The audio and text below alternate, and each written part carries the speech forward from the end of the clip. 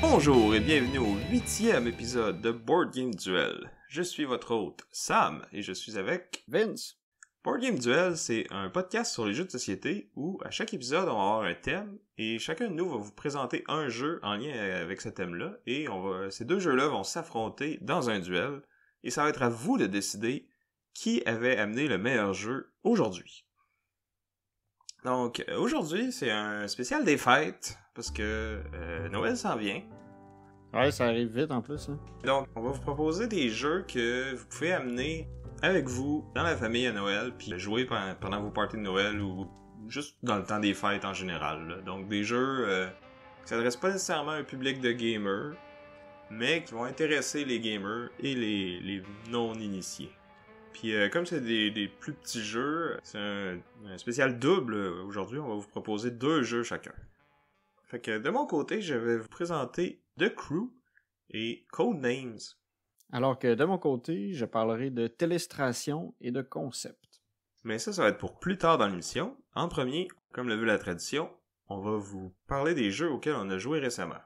Et justement, ce soir, avant d'enregistrer, on a joué ensemble à un jeu qui s'appelle Mundus Novus. C'est un jeu de Bruno Catala et Serge Laget et publié par Asmodée.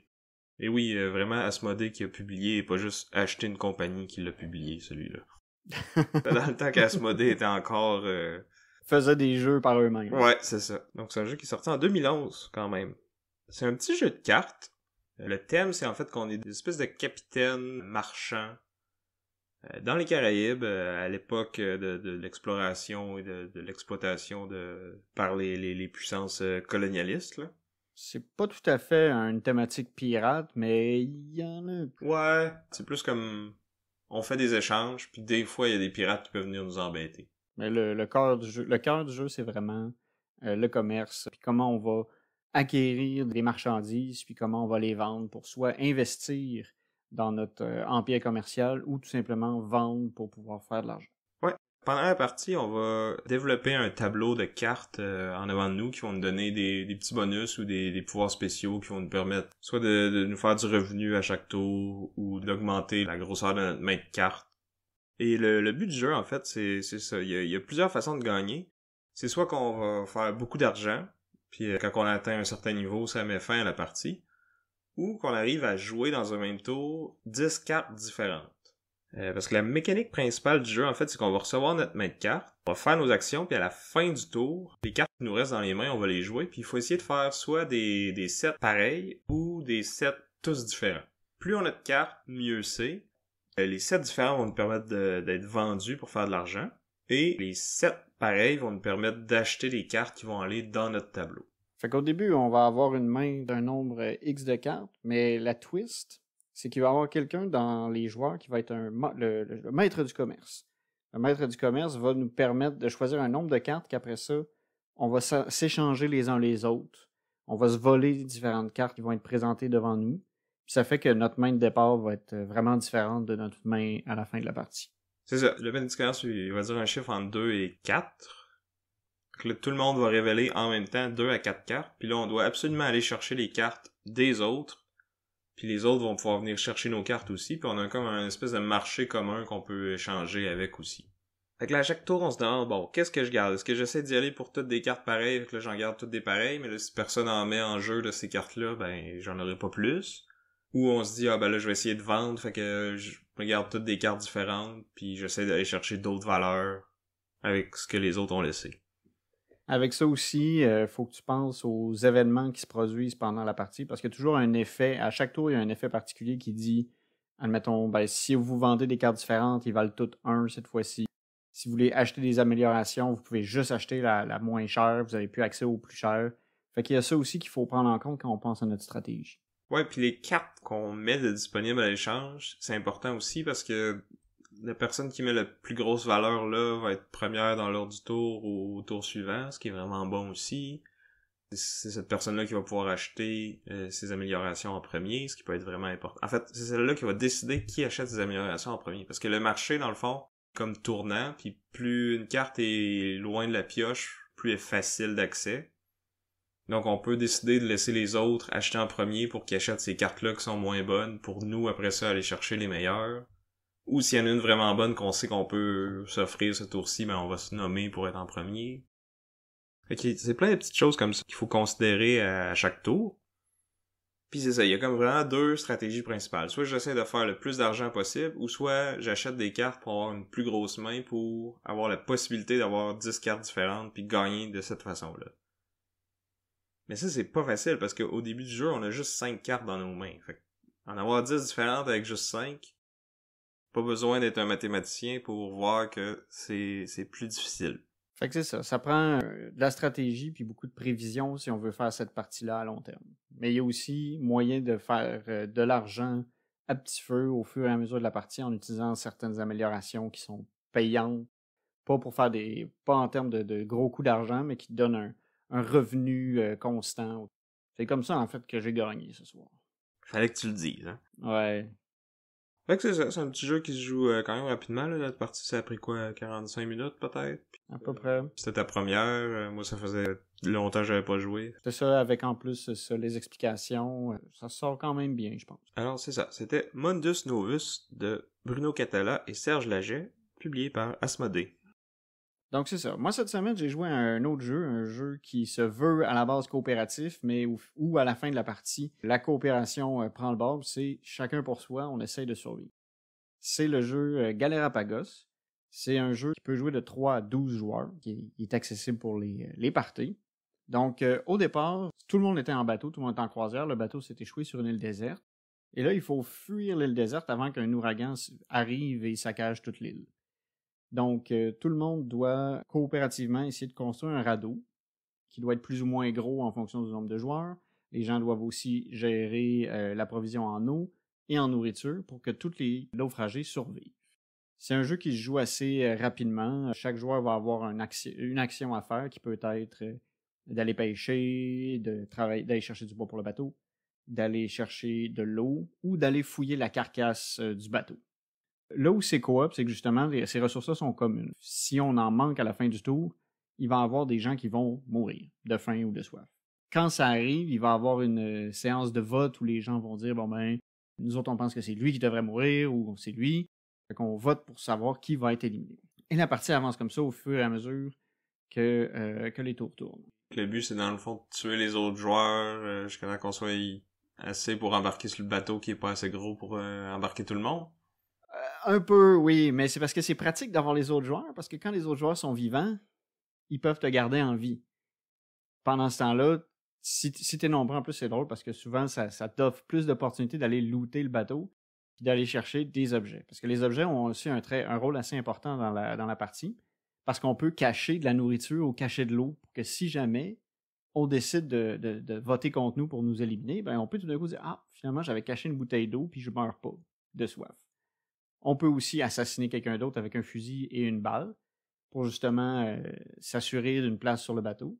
Il y a cette espèce de dynamique où on va s'aider, mais à la fin, c'est pas tout le monde qui va embarquer sur le bateau. Puis on gagne, c'est ça, en construisant le bateau, finalement. C'est ça, en construisant le bateau, mais il faut aussi avoir une ressource d'eau et de nourriture suffisante pour la traversée de l'océan. Même s'il y a assez de place sur le bateau, on peut pas nécessairement embarquer dessus s'il n'y a pas assez de bouffe et d'eau pour tout le monde. Fait qu'il faut garder ça en tête. La partie va durer 6 à 12 tours. Faut un peu être prévoyant, dans le sens où la tempête, l'ouragan arrive à un moment après la moitié de la partie, mais il peut arriver direct après la moitié de la partie. Ok, fait que tu sais pas exactement ça va être quand, puis là, quand tu le piges, c'est le dernier tour. Fais tes dernières actions, puis espère le mieux. C'est ça. Fait que c'est à ce moment-là où généralement, il n'y a plus trop d'alliances, puis c'est celui qui pourra embarquer sur le bateau va se sauver, puis les autres, ben, ils crèveront. Puis comment tu fais pour déterminer qui peut embarquer ou pas? C'est-tu un vote, ça aussi, ou... C'est un vote. Fait que c'est drôle parce que c'est un peu un jeu social, là, on jase pis tout ça, on s'organise entre nous autres, puis ça fait vraiment survivant. Puis ça prend juste un joueur qui décide de pas faire le truc qui aiderait tout le monde pour qu'il s'attire les foudres des autres joueurs puis qu'il finisse avec... Ouais, mais à ce moment-là, il va juste se faire voter out. Ouais, quand tu peux, mais des fois des fois c'est touché parce que tu peux avoir un survivant qui a un objet qui lui permet de vraiment mieux pêcher ou vraiment mieux ramasser l'eau. Fait que t'en as un peu besoin. Fait que si tu te rends essentiel, tu peux te permettre d'être un peu plus... Ouais, un peu plus véreux. Puis c'est combien de temps de partie? Ah, ça va dépendre du nombre de joueurs, là. À 3, ça va durer peut-être 20-30 minutes. OK. Mais à nombreux, tu sais, plus nombreux, ça prend plus de temps. Puis il y a plus de délibération, mais ça va quand même vite. OK. Fait que c'était Galérapagos. Laurence et Philippe Gamelin. OK. Ben, moi, de mon côté, j'ai joué à Deception Murder in Hong Kong de Toby Ho. Donc, ça, c'est un jeu de déduction sociale, un peu à la Résistance ou Secret Hitler. Mais, contrairement à ces jeux-là, c'est rare qu'il se finit en concours à savoir qui peut crier le plus fort. C'est toi le traître, c'est pas moi. Ah, c'est vrai que des fois, dans ces jeux-là, c'est un peu à qui se fâche le plus. Ouais, mais lui, il est pas comme ça parce on dirait qu'il est comme un peu plus structuré. En fait, c'est qu'au début de la partie, on va piger les rôles. Puis il y a un des rôles qui va se révéler qui va être le forensic scientist ou le scientifique qui analyse les preuves sur une scène de crime. Fait que cette personne-là, elle va savoir ça va être qui le meurtrier parmi les autres joueurs, mais elle a pas le droit de parler. Tous les autres joueurs vont recevoir 8 tuiles. Il va y en avoir 4 qui vont être des possibles armes du crime, puis 4 qui vont être des possibles indices qui ont été trouvés sur la scène du crime. Puis là, tout le monde va fermer ses yeux, puis le meurtrier va ouvrir ses yeux, puis il va pointer au forensique un indice puis une arme du crime. Puis lui, son but, c'est d'essayer de prendre des trucs qui ressemblent aux cartes des autres, tu sais, pour essayer de se faufiler, dans le fond. Ok, parce que c'est ça. Dans le fond, c'est le meurtrier va choisir les objets du crime. Parmi ses cartes à lui, ou elle. En sachant c'est quoi les cartes des autres. Puis après ça, le forensique, le forensique, en tout cas. Le scientifique, on va dire. Le scientifique, lui, sa job, c'est de faire que tous les autres joueurs, en fait, doivent deviner cette combinaison exacte-là. Mais la seule façon qu'il peut communiquer, c'est qu'il va avoir des cartes qui vont dire, mettons, la cause de la mort, c'est quoi? Fait que là, sur cette carte-là, il y a différentes causes. Ça peut être perte de sang, démembrement, accident, suffocation, etc.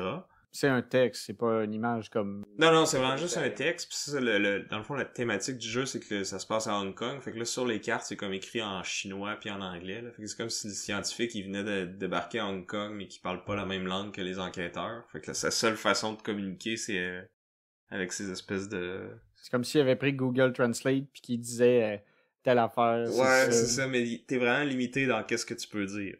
Fait que ça, t'as 5 ou 6 cartes comme ça, qui vont dire, mettons, la victime portait des vêtements propres ou était mal habillée, ou la scène de crime était... tu sais, ça peut être... c'était dans la cuisine, c'était dans un chalet, c'était dehors. Puis, le scientifique, dans le fond, va te donner ces indices-là, un à un, dans l'ordre qu'il veut. Il peut toutes les mettre d'un coup, ou les mettre un à fois, voir ce que les autres décident.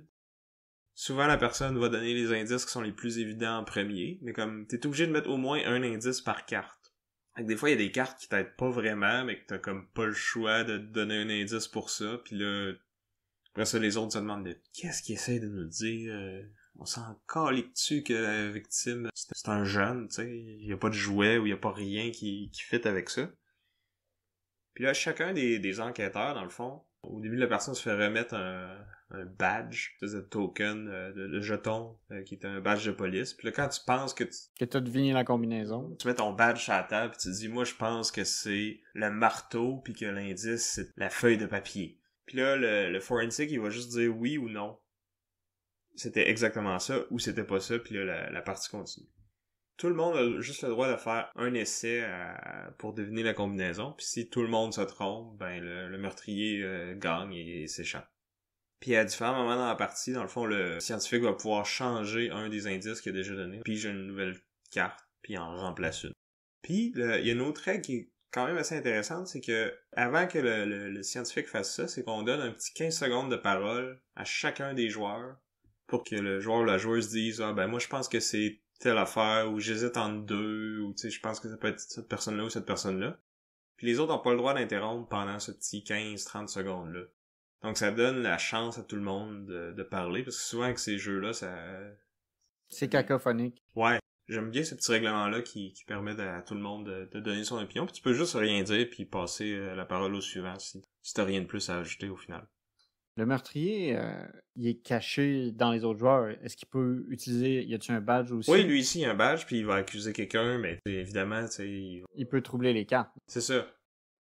Puis là, après ça, il peut se dire « Ah ouais, je suis vraiment sûr que c'est elle, mais tu sais, je me suis juste trompé sur l'indice. Toi, essaye-le avec cet indice-là à la place. » Puis, parce qu'après que t'aies accusé, même si tu t'es trompé, tu peux continuer de parler puis d'essayer d'influencer les autres joueurs à voter pour qu'est-ce que tu penses qui est la bonne combinaison.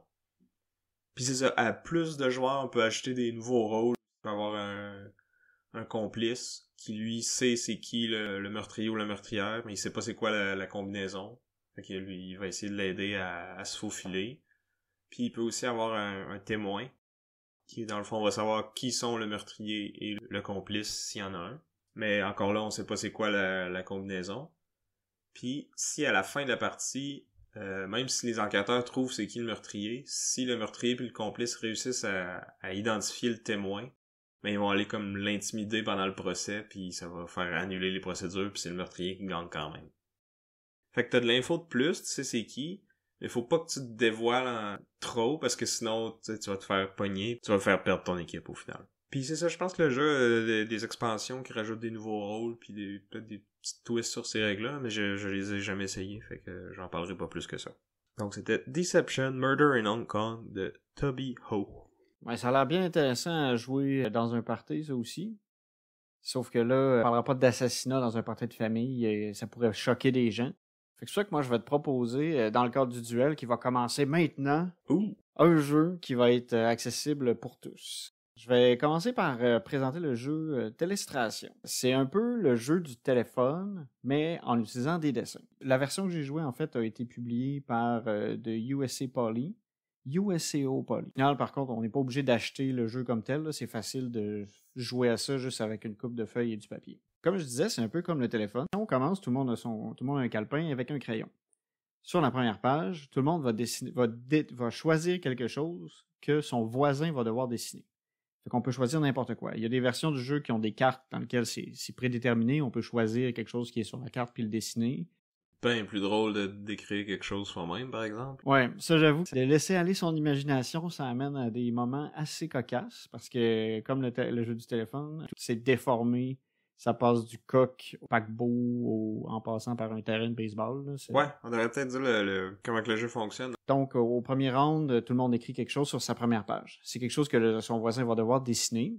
Une fois que tout le monde a écrit, on va passer notre calepin à notre voisin. Et cette personne-là doit dessiner ce qui a été écrit. Et là, après ça, c'est là où ça commence à être drôle parce que, donc, le round d'après, on repasse encore les calepins. Et là, la personne voit le dessin et doit deviner qu'est-ce qui est dessiné et l'écrire en texte. Fait qu'on voit qu'on alterne toujours en texte-dessin, puis on finit par déformer le message de façon assez importante. Ouais, c'est très rare qu'on arrive à la fin puis que la phrase est la même, là. Ouais, non, on est passé de choses assez incroyables, là. J'ai vu une baleine se transformer en lac en feu. Ouais, je peux comprendre. Le succès du jeu va vraiment dans le fait que c'est pas tout le monde qui est capable de bien dessiner clairement ce qui va être écrit. Puis des fois, c'est quand les gens savent pas trop qu'est-ce qui est dessiné, ça se met à écrire des niaiseries. C'est ça. Ce qui est drôle aussi, c'est d'écrire des insides qu'on a avec la famille ou les amis, de voir comment que ça peut être déformé. Ouais, c'est vraiment le fun aussi parce que c'est accessible, on peut jouer avec ça, on peut jouer à ce jeu-là avec n'importe qui. Ouais, mais ma critique de ce jeu-là, justement, c'est que c'est plus comme une activité qu'un jeu. Tu sais, je pense qu'il y a une façon de compter les points peut-être, mais ouais, même pas sûr en fait. Ouais, non, c'est sûr que là aussi, quand on vise jeu de party, tu sais, jeu à party de famille pis tout ça, tu sais, il faut aller voir. C'est qu'il n'y aura pas nécessairement de gagnant. Moi, c'est un peu ça que j'avais aussi en tête, c'est que tu vas pas aller chercher l'esprit de compétition chez tout le monde. Non, vraiment pas. Puis il y a des gens qui aiment pas ça de toute façon, fait que ça peut aller plaire à ce public-là. C'est vrai. C'est sûr que, tu sais, on pourrait comparer, tu sais, si on joue à boulette, on peut avoir autant de fun, puis il y a plein d'arguments qui sont similaires en termes de qu'est-ce que ça peut générer comme... Ah non, mais la boulette, c'est super compétitif, là. Oui, mais c'est ça l'idée, c'est que, tu sais, à l'inverse de boulette, là, on n'est pas compétitif. Non, c'est ça, on décide, on écrit, on rit. C'est pas mal ça. Le meilleur bout du jeu, c'est à la fin, la révélation, où ce que l'on repart de la page 1 pour tout le monde, puis on y va une à la fois, comme... J'avais écrit ça, c'est ça qui a été dessiné. Pour une raison ou pour une autre, c'est devenu... Voir le processus aussi, parce que, tu sais, nous autres, on arrive, on voit soit un dessin ou soit un texte on sait pas c'est quoi qu'il y avait au début. Puis c'est drôle d'après ça s'imaginer tout le chemin qui a été fait pour en arriver là, puis de faire comme là je vois pourquoi ça devait être une auto de course. Fait que c'est ridicule. Puis le jeu se joue assez rapidement si on n'a pas beaucoup de personnes. Si on est nombreux, ben c'est sûr c'est plus long, mais c'est assez c'est facile de l'amener à tout moment. Tant qu'on a des crayons et du papier, on peut jouer. Ouais, c'est ça. Puis on n'est pas obligé de faire le tour. Au pire, si on est beaucoup de monde, on peut juste s'arrêter après 4-5. 4-5 rounds d'écriture, dessin, oui, ça c'est... Il n'y a pas de problème. De toute façon, c'est ça. Comme on disait, c'est pas compétitif. On peut arrêter quand on veut. Le fun dure jusqu'au moment où est-ce qu'on est tanné. C'est ça, exactement. Donc c'était mon premier jeu, Télestration. Moi, je vais aller rapidement avec le mien, parce que j'en ai déjà parlé dans un épisode précédent. C'est The Crew, The Quest for Planet 9, de Thomas Singh et des éditions Cosmos. Je recommande celui-là ou le nouveau là, qui est sorti cette année, Deep Sea Adventure, je crois. En gros, The Crew, c'est un jeu de cartes. Fait que moi, dans ma famille, dans le temps des fêtes, souvent, on joue aux cartes. Je pense que c'est un truc assez répandu dans les familles. Ben, c'est ça. Puis si vous êtes tanné de la dame de pique ou du 500, ben, ce petit jeu-là, il peut amener une petite twist qui va être intéressante. Puis, il y a des... Tu sais, les règles des jeux de levée, souvent, tu sais, mon oncle, ma tante, ils sont familiers avec ça. Fait que c'est facile d'expliquer ce jeu-là. Ouais. Puis ils vont peut-être être meilleurs que vous parce qu'eux autres, ils l'ont pratiqué pas mal plus. Exact. Donc c'est ça, The Crew, c'est un jeu de levée, mais qui est coopératif. Dans le fond, le jeu, il propose différents scénarios, qui sont des missions qui deviennent de plus en plus compliquées. Mais le gros principe de base, en fait, c'est que il y a certaines cartes en particulier qui doivent être remportées par un joueur précis. Donc la première mission, en fait, il va y avoir juste une de ces tâches-là, puis là, c'est le commandant qui va devoir la prendre. Puis là, ça pourrait être, mettons, Vincent doit gagner la levée avec le 7 rouge. Fait que on doit s'arranger pour que, peu importe comment, là, que soit qu'il met le 8 ou le 9 rouge, puis là, on a juste à jouer le 7 en dessous, mais rapidement, il va falloir se casser la tête un peu pour collectivement s'arranger pour que tout le monde réussisse toutes ses missions. La twist, c'est qu'on n'a pas le droit de révéler c'est quoi les cartes dans notre jeu, sauf en révéler une par ronde. Et on peut, dans certains cas, préciser si c'est notre seule carte de cette couleur-là, notre plus haute ou notre plus basse de cette couleur-là. Mais même encore, il y a des missions dans lesquelles on vient brouiller ça un petit peu, puis on ne peut juste dire qu'on a cette carte-là sans donner plus d'informations. Exact.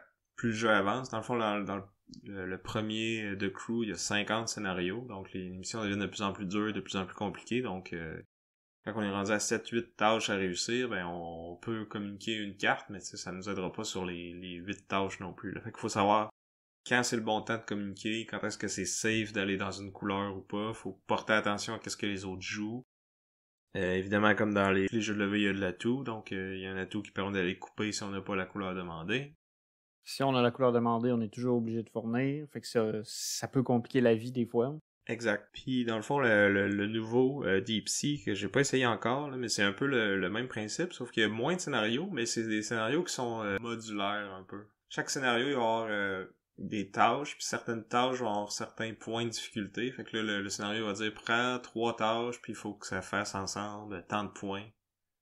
Mais d'une fois à l'autre, ça sera pas nécessairement les mêmes tâches. Ça rajoute un peu de rejouabilité, alors que le jeu de base, on avait nos 50 missions, puis une fois qu'on a fait les 50, on a fait le tour du jeu. Oui, on a battu le jeu, mais je pense... En tout cas, moi, j'ai refait les mêmes missions plusieurs fois, puis tu sais, d'une fois à l'autre, c'est pas tout le temps pareil. Le nombre de joueurs qui jouent, avec qui tu joues, c'est pas pareil. Il y a des groupes qui ont des façons de penser, puis de jouer, puis de communiquer qui sont vraiment différents que d'autres. Fait que des fois, ça prend une couple de brassées, d'ajustements, justement, pour te mettre sur la même longueur d'onde avec les autres.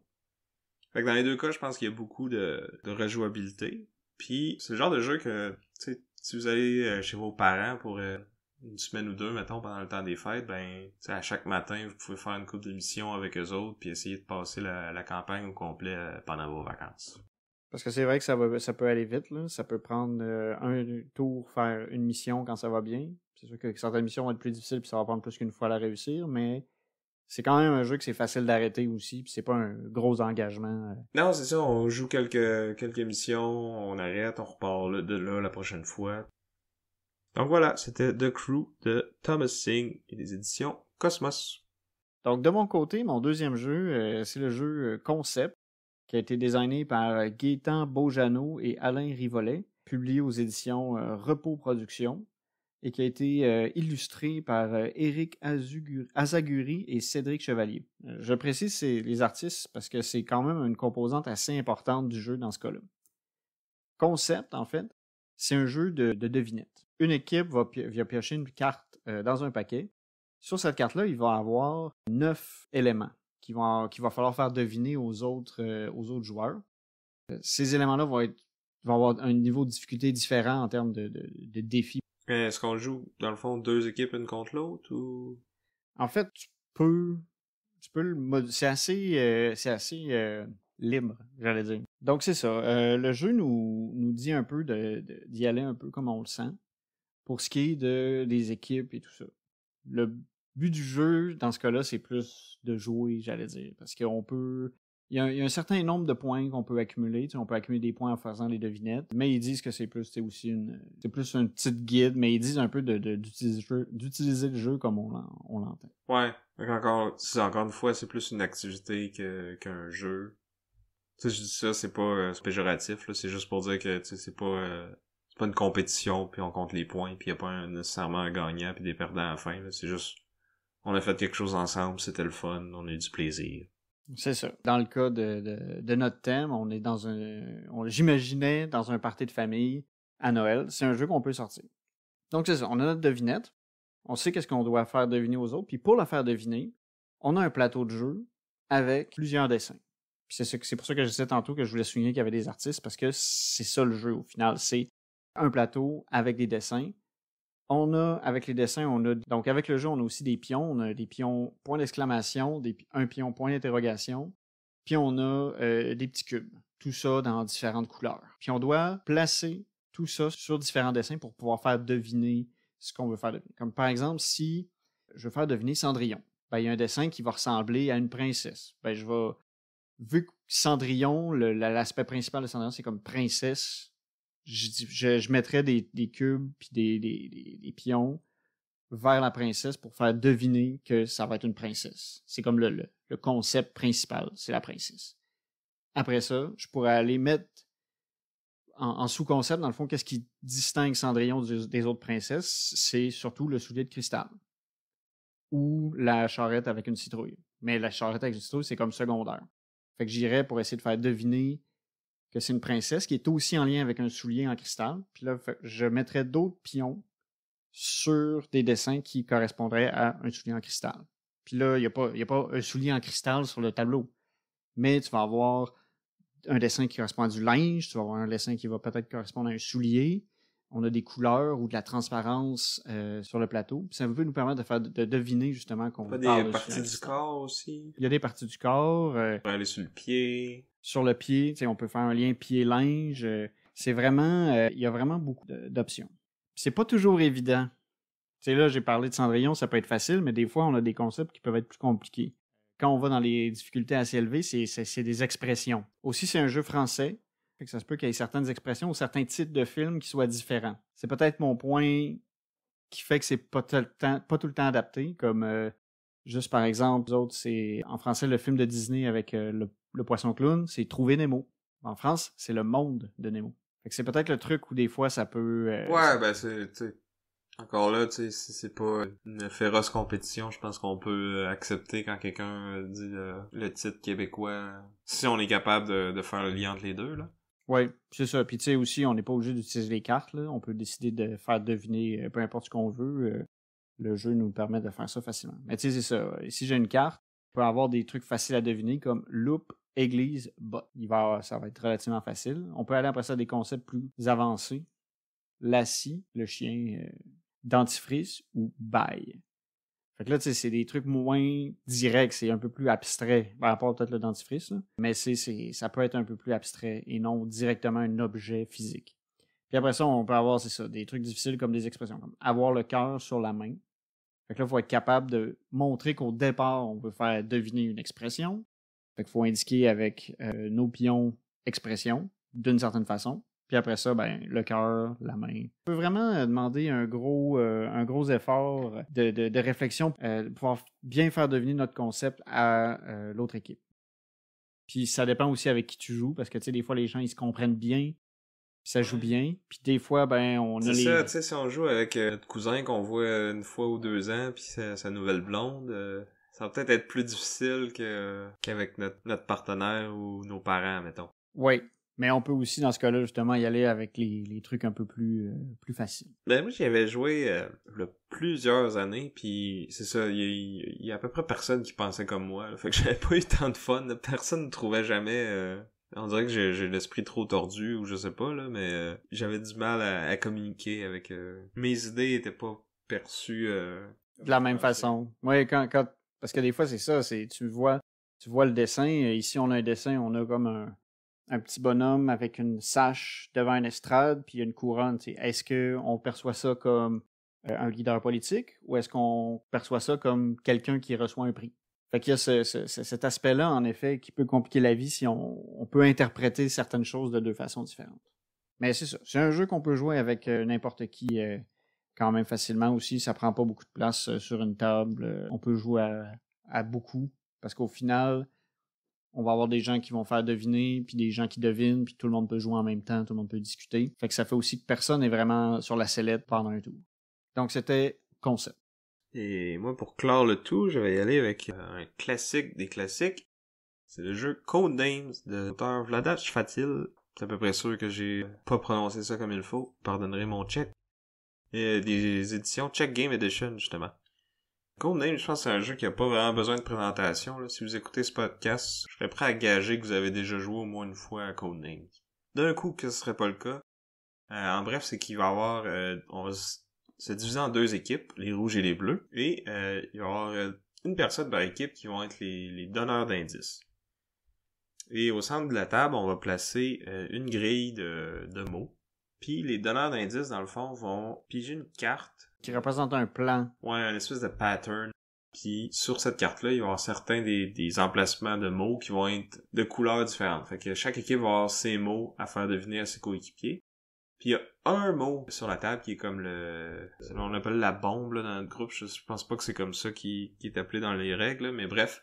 C'est un mot qu'il faut absolument pas que nos coéquipiers devinent quand ils essayent de deviner nos indices, parce que s'ils le font, on perd automatiquement la partie. On a aussi au travers de ça des mots qui appartiennent à personne, les mots gris. Ouais, c'est ça, des espèces de mots neutres. Fait que là, le but du jeu, dans le fond, quand on donne les indices, c'est de trouver un lien entre le plus de mots possible, puis de donner un indice qui relie tous ces mots-là. Puis après ça, on va donner un chiffre qui est dans le fond le nombre de mots qui sont reliés par cet indice-là. Fait que tu sais, si sur la table, je vois qu'il y a lion, tigre, panthère, ben, je pourrais dire félin 3. Mais là, ce que j'avais pas vu, c'est qu'il y avait aussi chat qui était dans un autre coin, qui est un mot neutre. Fait que là, mes coéquipiers, c'est le chat, c'est la première chose qu'ils vont dire. Puis là, je vais faire « Oh, merde, c'était pas un bon indice, finalement. » Puis là, dès que quelqu'un choisit un mot qui est pas de son équipe, ça passe à l'autre équipe. C'est ça. Puis le mot est quand même révélé, fait qu'on peut même révéler les mots de l'autre équipe de cette façon-là, puis leur donner des points, si on veut. Puis le but du jeu, en fait, c'est que notre équipe aille trouver tous ces mots avant l'autre équipe. Puis dès que ça arrive, la partie est finie, là, y a pas de... on passe au suivant. La façon que c'est balancé, en fait, c'est que l'équipe qui commence va avoir un mot de plus à faire deviner que l'autre équipe. Dans le fond, il y a une petite règle de plus, c'est que l'équipe a droit à un essai de plus que le nombre que la personne a dit. Fait que si au round précédent, on s'était trompé, ben il faut quand même garder les indices qui nous ont été donnés en tête, parce qu'on sait qu'il y a d'autres mots qui sont liés à cet indice-là qu'on n'a pas trouvé encore. Puis au round suivant, on peut commencer par ces mots-là, ou on peut y aller avec les plus évidents, puis revenir à ces mots-là par la suite. Puis c'est ça. Si on est plus que 4, ben là, on va être 2 ou plus à discuter, là. Ben, tu sais, il a donné cet indice-là, moi, je pense que c'est ces mots-là ou ces mots-là, puis on se met d'accord, puis un par un, on va essayer chacun des mots. Si je me dis, félin, c'est sûr que c'est chat en premier, ben, c'est lui que je vais aller toucher, puis là, on va savoir quelle couleur qui était ce mot-là, puis si c'était notre couleur, ben, on peut continuer avec d'autres essais. Mais si on n'est pas assez sûr de notre affaire, on peut arrêter à tout moment pour s'assurer de pas tomber sur la bombe ou de pas donner des points à l'autre équipe. Ça peut nous permettre aussi, justement, que si on hésite entre deux, si l'autre équipe en prend un de ces deux-là pendant leur tour, ça facilite la vie pour les prochains tours. Puis, le gros fun de ce jeu-là, à mon avis, c'est quand c'est le tour de l'autre équipe c'est d'aller dire des niaiseries. Trash talk, l'autre équipe, là, je pense qu'il y a deux types de personnes là, qui jouent à Codename. Il y a les personnes qui aiment ça, le trash talk, puis il y en a d'autres des fois que je suis tombé qui voulaient rien savoir de ça, puis qui disaient ah non, faites pas ça, c'est pas votre tour, arrêtez de parler. Là. Qui prenait ça au sérieux. Ouais, honnêtement, je veux plus jouer avec ces personnes-là. Là. Je veux dire, pour moi, le fun de Codename, c'est justement d'essayer de trouver des liens farfelus entre les indices que l'autre équipe a donnés puis les mots qui sont sur la table. Mais des fois, c'est à double tranchant parce que c'est... Ça peut donner des indices parce que, tu sais, pour nous, ça peut être évident que c'est pas ça, mais qu'au final, pour quelqu'un d'autre, ça va avoir été le vrai lien à faire. Fait que c'est ça, c'est un jeu que, tu sais, c'est rare que je vais avoir envie d'y jouer puis que je vais vraiment le proposer parce que j'y ai joué quand même vraiment souvent. Mais toutes les fois que j'y joue, j'ai vraiment beaucoup de fun puis je suis content de l'avoir fait. Puis qui est super facile à introduire à n'importe qui. Puis contrairement au jeu de Vincent, ben c'est vraiment un jeu, là, il y a une compétition, il y a des gagnants puis il y a des perdants. Fait on est un podcast de jeux, fait qu'on veut jouer à des jeux, on veut pas faire des activités. Oui, ben là, nous autres, dans un party de Noël, c'est pas tout le monde qui aime ça, la compétition. Puis tu sais, des fois, ça peut mener à de la chicane, là, tu sais. Je le savais que c'était ce mot-là. Non, tu t'es trompé. Puis ça peut escalader. C'est pour ça qu'après, on peut se réconcilier en jouant à The Crew. On est tous ensemble contre le jeu. Oui, puis là, tu te fâches parce que là, quelqu'un a mis le 8 rose, puis là, ça vient de scraper ta stratégie. Il aurait dû le dire avant, puis là, tout ton plan tombe à l'eau, puis là, c'est comme sûr qu'il faut recommencer. Puis là, tu te fâches parce que tu dis, voyons, non, pourquoi j'ai joué avec ça avec mon neveu de 3 ans, tu sais, ça marche pas. Fait que... Alors que si on veut une soirée plus relax, plus paisible, on peut y aller avec concept puis illustration. Puis illustration, tu parlais des gens qui aiment ça, le trash talk. Ça, c'est des gens qui aiment ça, dire des niaiseries, puis un peu pimenter la soirée, on va dire. C'est sûr qu'avec un verre dans le nez, illustration, c'est peut-être un peu plus fun. Mais Codename, ça peut être drôle aussi parce que justement, le trash talk, les indices tirés par les cheveux. Les deux, je pense, se défendent avec un jeu qu'on peut jouer quand on peut plus conduire, mettons. Ouais, puis qu'en fait, de pas pouvoir conduire, des fois, ça peut améliorer l'expérience. Exact. Buvez de façon responsable. Appelez Nez Rouge si jamais vous êtes dans le besoin. Ça faisait notre message civique. Exact, on ne sera pas poursuivi. Pour l'incitation. Pas pour ça, en tout cas. Donc c'est ça, je pense que ça fait le tour des jeux qu'on vous propose d'amener dans vos parties de fête cette année, maintenant qu'on a le droit. Ouais. Donc c'est ça, écrivez-nous, boardgameduel@gmail.com. Dites-nous quelle paire de jeux vous pensez amener dans vos parties de famille. Dites-nous aussi si vous avez d'autres suggestions de jeux qu'on peut amener dans ce contexte-là. Vous pouvez aussi aller voter sur notre page Facebook, sur notre page Instagram. #Team Vince avec concept et illustration. Plaisir garanti. Ou si vous voulez jouer à des jeux, pas des activités, on y va avec The Crew et Codename, #Team Sam. Sur ce, je vous dis à la prochaine. C'était Vince. Et Sam. Et surtout, moi, je vais vous dire joyeuses fêtes, joyeux Noël, passez du bon temps avec votre famille, vos amis, jouez à des jeux en masse. Merci de nous écouter. Ouais, merci aussi à Chrysalis pour notre jingle. Et si vous voulez nous faire un cadeau, partagez le podcast. Parlez-en à quelqu'un qui pourrait être intéressé. C'est le plus beau cadeau que vous pouvez nous faire. On aime ça, les cadeaux. Ben, c'est Noël, c'est le temps. Ouais, faut donner.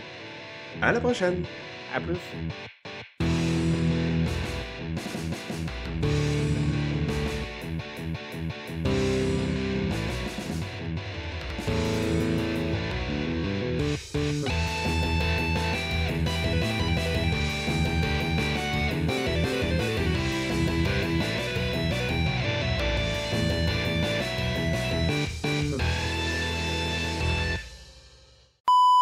Bonjour et bienvenue au 9e épisode. Non, c'est pas vrai, c'est le 8e.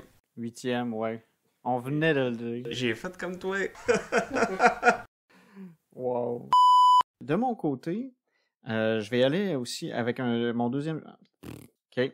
On va recommencer. Comme on pouvait le deviner avec les noms des détaillants. Parlez-en à quelqu'un qui ça pourrait être... Voyons. Fait que, on se revoit en 2022. C'est sûr? Peut-être pas. Je le couperai au pire.